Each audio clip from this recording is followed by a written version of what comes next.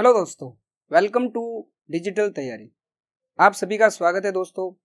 और एक महत्वपूर्ण टॉपिक के साथ आए हैं। सबको पता है जम्मू कश्मीर में 370 और 35 ए केंद्र सरकार की तरफ से हटा दी गई है।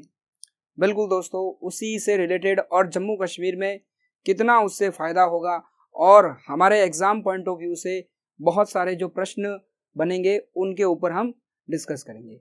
तो दोस्तों स्टार्ट करते हैं आज का वीडियो। जी हाँ, सभी ने न्यूज़ में ज़रूर देखा है। अभी सबसे पॉपुलर न्यूज़ अभी यही है। क्या है दोस्तों? राज्यसभा के अंदर 370 आर्टिकल का जो नोटिफिकेशन है, हमारे देश के केंद्रीय गृह मंत्री अमित शाह ने वो प्रपोजल पेश किया और उसमें जो लिखा है वो राज्यसभा में पढ़कर सुनाया। उसमें क्या लिखा हुआ है दोस्तों?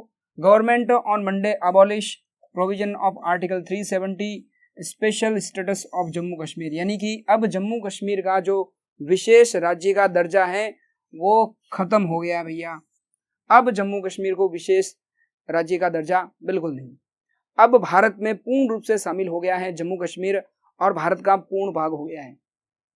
यानी कि अब वहां पे केंद्र सरकार ने अपना शासन लगा लिया है और उसे केंद्र शासित प्रदेश भी घोषित कर दिया है। मगर आपके लिए एग्जाम पॉइंट ऑफ व्यू से कुछ तथ्य इंपोर्टेंट है दोस्तों।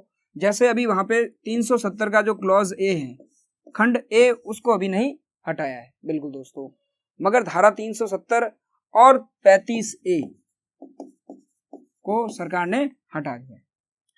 अब उससे फायदा क्या होगा? जम्मू कश्मीर के आम लोगों को फायदा होगा। वहां की जो शासन व्यवस्था है उसमें बदलाव आएगा, वो मुख्य धारा से जुड़ेगा भारत के। इसके लिए सरकार ने आज से नहीं, बहुत पहले से इसकी शुरुआत कर दी। अगर दोस्तों आपको याद हो तो 2016 में सरकार ने डीमोनेटाइजेशन किया था, विमुद्रीकरण। और उस विमुद्रीकरण में सरकार ने क्या कहा कि सरकार ने कहा कि भाई 8 नवंबर को ये किया था और सरकार ने कहा कि हमने इसकी आपको जानकारी दी, प्रत्यक्ष रूप से नहीं, अप्रत्यक्ष रूप से। यानी कि ये जो 16 है ना, उससे पहले सरकार ने बहुत सारे डिजिटल पेमेंट के सोर्स और बहुत सारी चीजें सरकार ने लॉन्च की, मगर लोग समझ नहीं पाए। सरकार ने जनता को बोला अपनी आय को डिस्क्लोज करो, अपनी आय का खुलासा करो, मगर लोग समझ नहीं पाए। मगर सडनली फिर सरकार ने ये किया, मगर उस समय बहुत सारे लोग समझ भी चुके थे। उसी तरीके से जम्मू कश्मीर में भी ऐसा हुआ। सरकार ने बहुत सारी चीजें वहां पे कर दी है और बहुत सारे बदलाव किए। जैसे वहां पे पहले जो सरकार थी पीडीपी के साथ गठबंधन की सरकार, उसको अबॉलिश किया, लोकसभा वहां की भंग करवा दी, राज्यपाल शासन लगवाया, फिर अभी राष्ट्रपति शासन लगा हुआ है। तो ये सारी चीजें सरकार ने पहले ही कर दी। तो धीरे धीरे ये प्रोसेस आगे बढ़ता गया। आपको बता दूं, जो आर्टिकल 370 है वो बिल्कुल क्लियर लिखा हुआ है, ये अस्थायी है और इसके लिए किसी विधानसभा यानी जम्मू कश्मीर के विधानसभा की परमिशन भी नहीं। इसमें राष्ट्रपति अपना एक नोटिफिकेशन जारी करके इसको हटा सकते हैं, और वैसा ही अमित शाह ने बताया। और अभी बिल्कुल प्रश्न ये भी बन सकता है, भारत के कौन से राज्य में अभी धारा 144 लगी हुई है? तो जम्मू कश्मीर। आगे बढ़ते हैं दोस्तों। अब हमारे एग्जाम पॉइंट ऑफ व्यू से जो इंपोर्टेंट पॉइंट है दोस्तों वो ये है कि भारत में 7 यूनियन टेरिटरी थी, केंद्र शासित प्रदेश। कौन कौन दोस्तों? शुरुआत होती चंडीगढ़ से, दिल्ली, दमन दीव, दादरा नगर हवेली, लक्षद्वीप, पुडुचेरी, अंडमान निकोबार। तो 1 2 3 4 5 6 और 7 दमन दीव यहाँ पे दोस्तों। तो ये 7 थी, मगर अब 2 और जुड़ गई है, यानी कि अब जम्मू और कश्मीर और लद्दाख। तो टोटल हो गई दोस्तों 9। अगर आपसे पूछे अभी केंद्र शासित प्रदेश कितने हो गए? 9। मगर इसमें क्या है, विधानसभा वाले 3, जो उनको राज्य नहीं, 3 यूनियन टेरिटरी, 3 केंद्र शासित। जैसे दिल्ली, यहाँ पे सीएम होता है, विधानसभा यहाँ पे भी है। पुडुचेरी, यहाँ पे भी सीएम है। अब जम्मू कश्मीर का भी सीएम होगा, मगर वो भारतीय कानून के अनुसार, भारतीय संविधान के अनुसार होगा। जी हाँ दोस्तों, अगर बात करें अंडमान निकोबार की राजधानी पोर्ट ब्लेयर, जैसे फिर अगर लक्षद्वीप की राजधानी की बात करें तो करावती, फिर अगर उसके बाद दमन दीव की बात करें तो दादरा नगर हवेली की बात करें तो सिलवासा, बिल्कुल उसी तरीके से।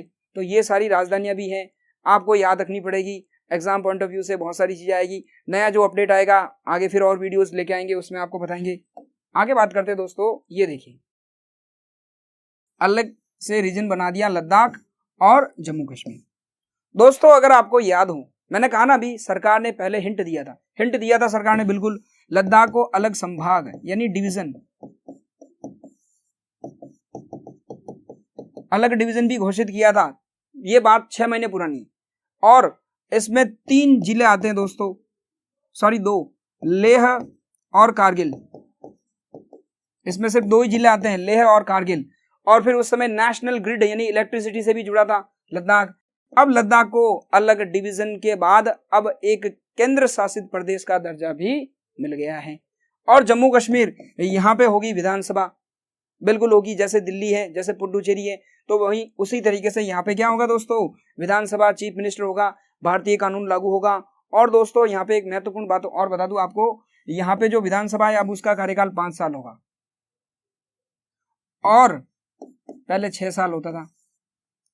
महत्वपूर्ण बात ये भी है दोस्तों, अभी सरकार ने एक बिल पेश किया है, उसकी भी बात कर ले। उससे पहले मैं आपको बता दूं, एक और हिंट दिया था सरकार ने, जम्मू और कश्मीर बैंक, जम्मू कश्मीर बैंक है दोस्तों एक बैंक, उस बैंक को भी आरटीआई और सीवीसी के अंडर में लाया था, राइट टू इंफॉर्मेशन और सेंट्रल विजिलेंस कमीशन के अंडर लाया, केंद्रीय सतर्कता आयोग के अंदर लाया इस बैंक को। इस बैंक में बहुत सारे फ्रॉड हुए थे दोस्तों, बहुत सारे घोटाले हो रखे हैं।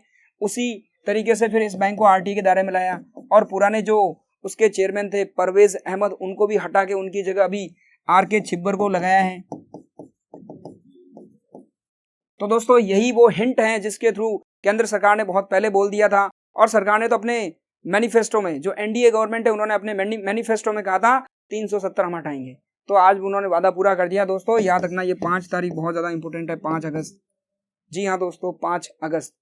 फिर उसके बाद अगर बात करें, एक और हिंट दिया था सरकार ने, क्या कहा था कि भाई first investors summit to be held in Jammu Kashmir अक्टूबर के महीने में होगी दोस्तों। जैसे आप लोगों ने नाम सुना ना, UP summit, Gujarat vibrant summit, Gujarat vibrant, बिल्कुल इन्वेस्टमेंट समिट, निवेश की जो बैठक होती है दोस्तों बाहर की कंपनियां या इन्वेस्टमेंट के लिए, तो जम्मू कश्मीर के अंदर पहली ये समिट होने वाली है इस बार। ये हिंट भी देखो दोस्तों, 4 जुलाई 2019 का ये आर्टिकल है, अखबार में आया था उस समय।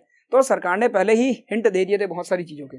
वहां पे देखो दोस्तों, स्टेट में हॉर्टिकल्चर, टूरिज्म, बहुत सारी चीजों को आगे बढ़ाने के लिए, इस तरीके के इन्वेस्टमेंट को बढ़ाने के लिए बाहर से टीमें आएगी। फिर सरकार ने वहां पे बीएसएनएल को बोला कि भैया आप एक भारत फाइबर नाम की स्कीम को भी लॉन्च करो ताकि वहां पे कनेक्टिविटी बढ़े। जी हाँ दोस्तों, ये भी न्यूज 2 मई की है। तो सरकार ने बहुत सारे पहले ही हिंट दे दिए थे, क्या इंप्रूवमेंट करेगी क्या नहीं करेगी। अब ध्यान से सुनना, 370 खत्म होने के बाद जम्मू कश्मीर का विशेष दर्जा खत्म हो चुका है, तो अब जम्मू कश्मीर का पुनर्गठन होगा। क्या होगा? पूरे जम्मू कश्मीर का पुनर्गठन होगा। मतलब कौन सी चीजें कहाँ जाएगी, कौन से जिले किस तरीके से अटैच होंगे, वो सारी डिटेल्स अब जम्मू कश्मीर के बिल के अंदर आएगी। और उस बिल का नाम क्या होगा? Jammu and Kashmir reorganisation bill 2019, जो राज्यसभा और लोकसभा दोनों में पेश किया जाएगा।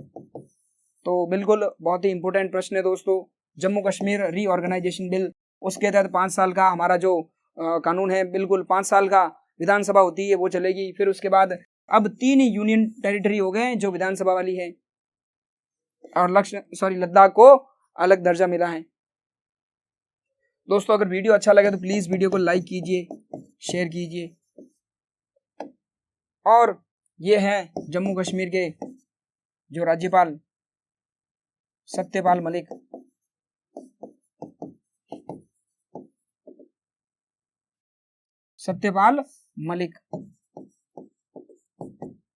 तो दोस्तों ये था वीडियो जम्मू कश्मीर की धारा 370 से रिलेटेड। आई होप आप सभी को पसंद आया होगा। तो प्लीज वीडियो को लाइक कीजिए, शेयर कीजिए।